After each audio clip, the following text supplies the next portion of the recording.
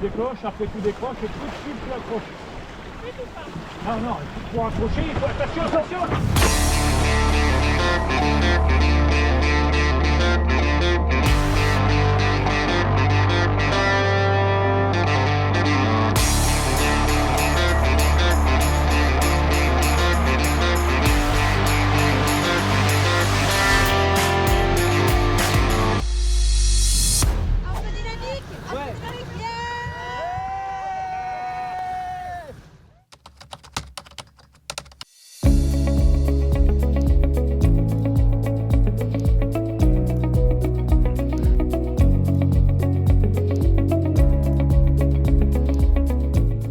Calme, très calme, pas de vent.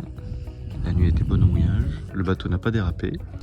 Anne et Gilles ont dormi dehors. Alors Anne, comment s'est passée ta nuit dehors? C'était merveilleux, merveilleux. Ouais. Petites étoiles dans l'eau et un banc de dauphins qui est passé au loin. Oh, superbe. Superbe. Et pas trop froid. Pas froid, pas humide, parfait. Et toi Gilles, ta nuit dehors alors? Formidable, vraiment super. Ouais. Pas un pet d'humidité, super bien. La ligne étoilée, mais ça n'a pas duré longtemps. T'as dormi. Je suis bien endormi. Très agréable, une belle équipe on a à bord de ce bateau. Troisième jour, nous sommes mardi. 37 000 nautiques au programme. On va faire le tour du Fastnet. C'est le cap en Irlande. Cap célèbre visiblement. Donc tu fais signe, là, derrière, devant, pour qu'à la barre, on t'aide, on bouge le bateau. Je te donne la position de l'ancre. Non, tu nous dis où est-ce que tu veux qu'on aille. D'accord, ok. Voilà. Et au fur et à mesure, tu balances tu balances là-dedans. Lance là-dedans, ok. Voilà. À tribord. Il n'y a personne, ah bah d'accord, c'est bien la peine d'être prêt. À droite. À gauche. Voilà, départ de ce beau mouillage. C'était vraiment chouette. Une mer plus que plate. Ça va nous changer des 2 derniers jours. Mais par contre, on risque d'être au moteur les 3/4 du temps.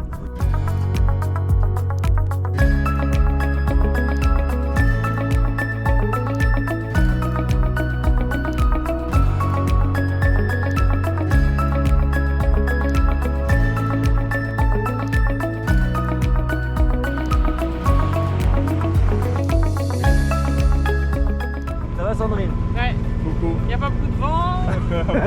Là, on est voilà. On n'a pas besoin de prendre de Il riz, y a tout va bien. 1,3 nœuds. 1,3 nœuds de vent On aujourd'hui. prend pas de riz, on est content. Alors, vue d'ensemble de la navigation, nous sommes partis de là-bas, de Cork. Nous sommes allés jusqu'à Kinsale. Et hier matin, nous sommes partis et nous avons fait 40 000 nautiques, un peu plus, pour aller jusqu'au fer à cheval qui se trouve ici. En fait, nous sommes arrivés un peu avant 18h au mouillage, après 45 000 nautiques de navigation. Et une fois installés, Philippe et Laura étaient suffisamment motivés pour une baignade. Dans une eau à 15 degrés quand même.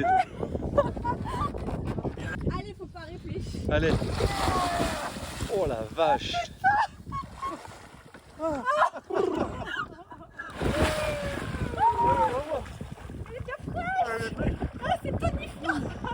Tu m'étonnes. Et comme il faisait beau, nous avons pu dîner dehors. Et ça s'appelle comment? Du kartoffel, chou rouge, saucisse d'Irlande. Ah d'accord. Mais c'est pas de la saucisse, c'est du bacon. Oh, Bacon. merci mon petit Gilles, mais qu'est-ce qu'il est adorable cet homme. C'est vrai, hein. Je suis tout à fait d'accord avec toi. Oh là là, mais qui est gentil. On va la garder cette séquence. Hein Ouais. Bref, une belle soirée au mouillage. Une assiette, mais on n'a pas commencé de chiner. Bon, on va tout arrêter.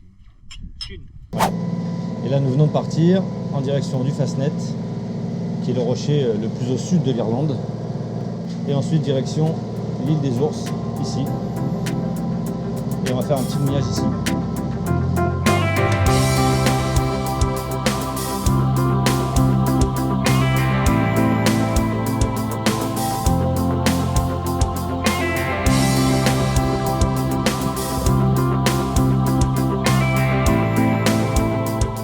J'ai beaucoup à rattraper. Ah, Ouais. Non, juste, je suis à la journée de hier. ah d'accord, t'as une journée de décalage. Ouais. Ce qui est normal. On n'a pas eu le temps hier, il y a Ah bon du vent hier. Ça, c'est Kinsale. Ah ok.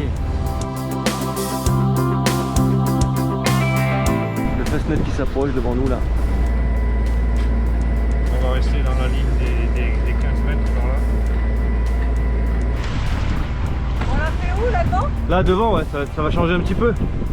Le pilote automatique est enclenché, il n'y a rien devant, pas d'autres navires autour, la mer est calme. Une bonne occasion pour une photo de groupe.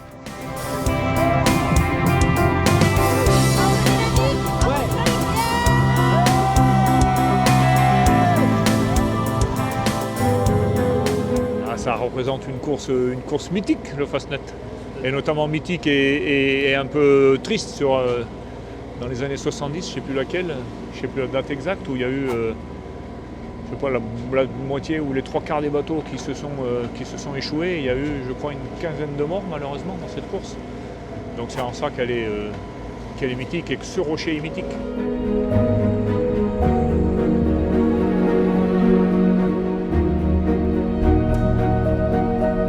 Et on a la chance d'aller le croiser et d'aller en faire le tour ce matin.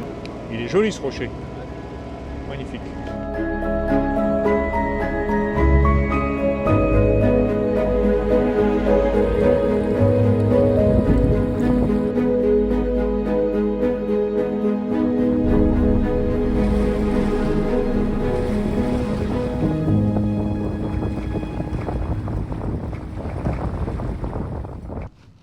Après le rocher du Fastnet, nous arrivons à Mizen Head. C'est le point le plus sud-ouest de l'Irlande. De nombreuses installations ont été construites au début du XXe siècle pour l'aide à la navigation, notamment une station télégraphique et un phare qui a été automatisé en 1993. Depuis, le site s'est transformé en musée. Mais pour de nombreux marins, c'était la première ou la dernière vue de l'Europe, puisque c'est le passage d'une des principales routes maritimes transatlantiques. D'ailleurs, le tragiquement célèbre Titanic est passé par là. Et pour la petite histoire, lui aussi était parti de la baie de Cork, comme nous, mais le 11 avril 1912. Théoriquement, nous ne devrions pas croiser d'iceberg d'ici la fin de semaine. Donc, peu de risque d'avoir la même fin. Voilà, Bear Island, c'est ici. Et là, on est au milieu de la baie, mais il n'y a personne. Je vais dire presque comme d'habitude.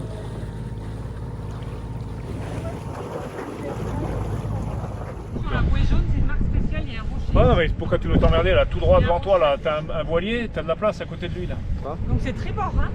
C'est tribord, ouais. Donc mal. Fred à la manœuvre. Attention, c'est un coup de Et on reste sérieux s'il vous plaît, hein. Regarde bien ton bras.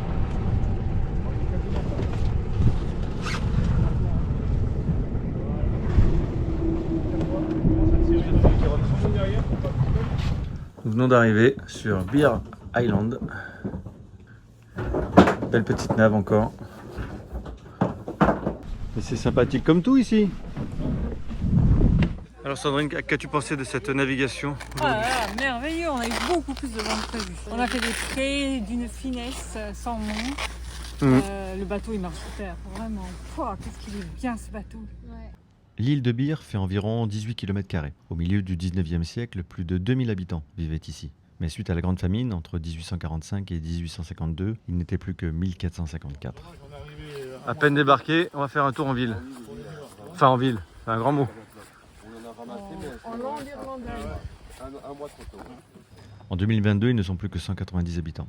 Et c'est ici que l'écrivain Michel Houellebecq s'est exilé au début des années 2000. Voilà, on est parti. Direction ce petit coin. Voilà. Allez, c'est parti.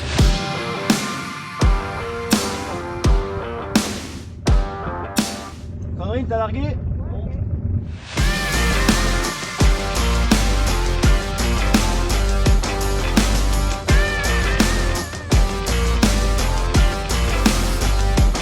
Cette petite tache blanche là à gauche, là, c'est des moutons.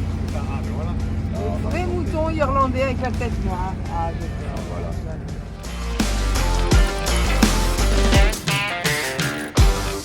Bon bah du coup, vu qu'on est en plein vent arrière, on va tenter le spi.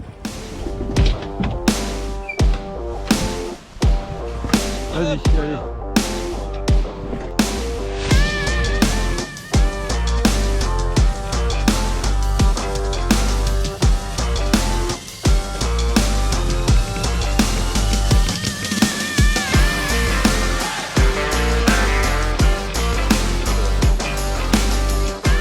L'objectif là c'est de tenir en gros le point d'amure et le point d'écoute à la même hauteur. En fait, exprès.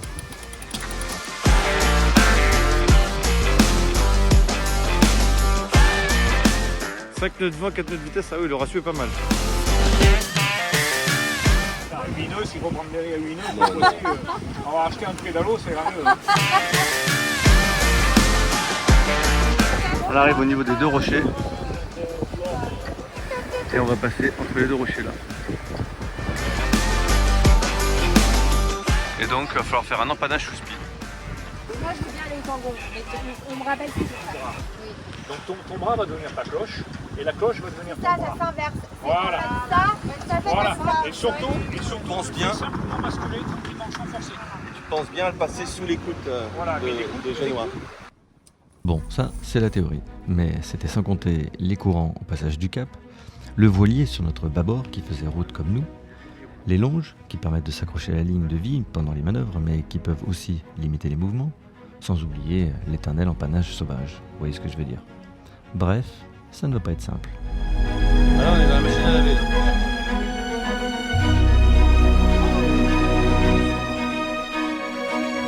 Sur la barre. Tu décroches, après tu décroches et tout de suite tu accroches.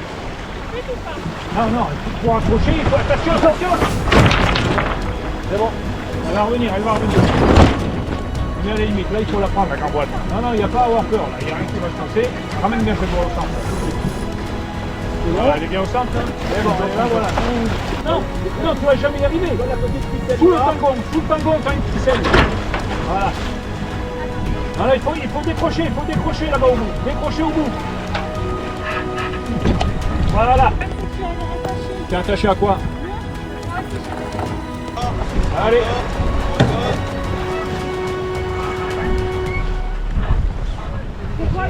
Allez, accrochez, croche tout de suite. Faut crocher. Bravo, bah il y a que la moitié du travail. Ouais, ou alors faut lâcher un peu d'écoute là. Voilà, mais tiens là, elle va se barrer, tiens là. Voilà. Ah bravo, allez, maintenant faut bien prendre l'écoute ici. Non, viens là Fred, je la tiens. Allez. Viens la prendre ici.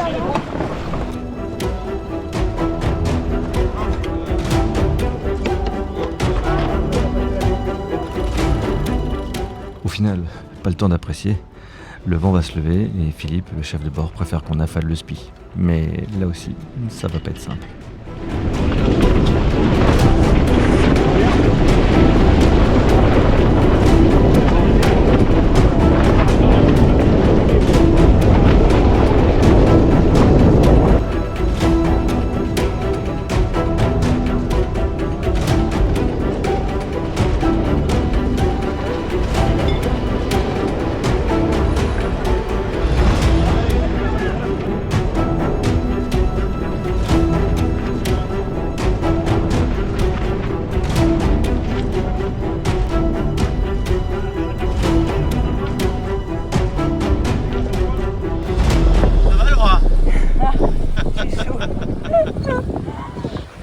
Le ski a eu du mal à rentrer, hein.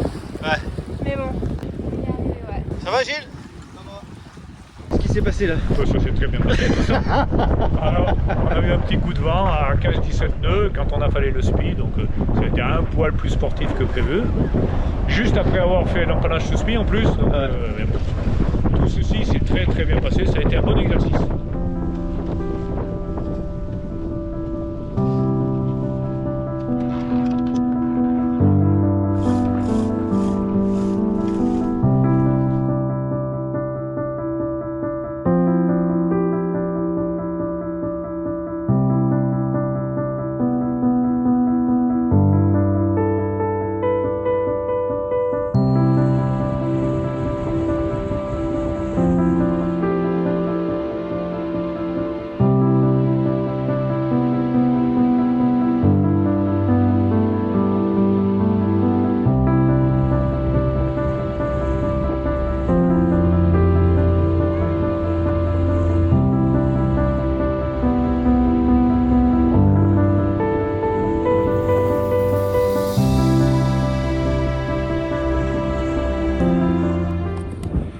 Voilà, on est au mouillage.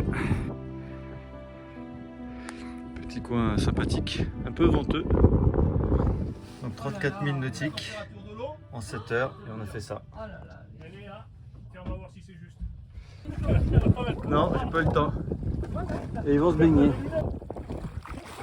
Bon, on a du fond déjà. Oh, c'est bien. Allez, c'est parti.